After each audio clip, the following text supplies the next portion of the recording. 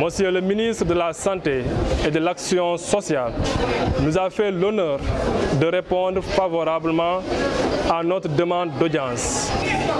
L'intersyndicale a décidé de renoncer à l'intensification du mouvement de grève et d'alléger son plan d'action en attendant la réalisation concrète des mesures conservatoires. Sunu kilifa, le ministre de la Santé, bu ñu woo recevoir ñu au niveau du ministère ajuma bi ñu génn si kaw daje yooyu nag tey ak sunu base bi la ñu décrété wàññi grève bu ñu entamé woon bi intensification maanaam dooleel grève bi léegi dañoo décrété wàññi dellu tuuti gannaaw wàcce ko si ñaari fan à partir de mercredi ak jeudi.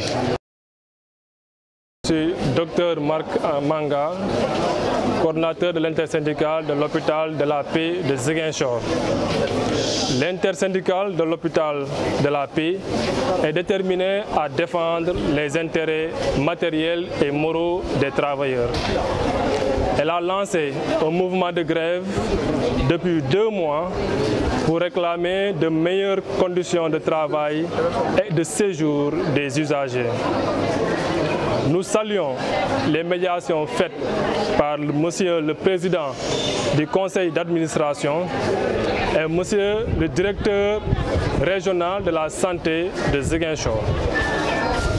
Monsieur le ministre de la Santé et de l'Action sociale nous a fait l'honneur de répondre favorablement à notre demande d'audience. Les échanges au cours de cette audience ont permis d'aboutir à des engagements forts et convaincants pour sortir de crise, notamment par la mise en place de mesures conservatoires et des actions pérennes pour assurer un environnement sûr et de qualité pour les patients et le personnel. Sensible aux efforts et aux engagements du ministre et de son équipe, l'intersyndicale a décidé de renoncer à l'intensification du mouvement de grève et d'alléger son plan d'action en attendant la réalisation concrète des mesures conservatoires. Un suivi rigoureux et une évaluation des avancées seront réalisées chaque semaine afin de s'assurer de la mise en œuvre des mesures convenues. Après une concertation avec la base, nous décrétons 48 heures de grève renouvelable le mercredi 16 octobre 2024 et le jeudi 17 octobre 2024 avec respect du service minimum et des urgences. L'objectif de l'intersyndicale demeure la fourniture de soins de qualité à la population dans des conditions qui garantissent la sécurité et le bien-être de tous. Je vous remercie. Farabeng, secrétaire général Sintras, bokk ci kuréel bu intersyndical hôpital de la Paix. Maanaam mooy kuréel bu boole syndicat yëpp nekk fii ci biir hôpital de la Paix. Ñoo ngi leen di jaajëfal tey dañoo ñëw nag pour waxtaan ci wàllum communication bi par rapport ak mot d'ordre de grève bi. Tàmbali nañ benn grève boo xam ni tey la ñaari weer ñoo xam ne ñoo ngi ci grève boobu. Léegi ci diggante ñaari weer yooyu nag ay jéego yu bëri jot na ci am ay waxtaan yu bëri jot na ci am itam.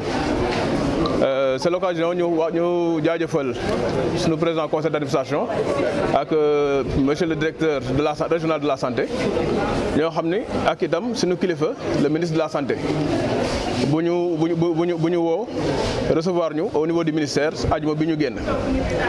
waxtaan bi nekkoon na ci problème yu hôpital de la Paix di jànkoonteel donc waxtaan nañ ci en fond et en comble ci waxtaan boobu nag am na ay digg nañu saafara am na saafara yoo xam ni ministre bi jël na engagement taxaw ci ndax mu saafara ndax hôpital de la Paix delluwaat ci lu mu nekkoon ci kaw daje yooyu nag tey ak sunu base bi la ñu décrété wàññi grève bu ñu entamé woon bi intensification maanaam dooleel grève bi léegi dañoo décrété wàññi dellu tuuti gannaaw wàcce ko ci ñaari fan à partir de mercredi ak jeudi.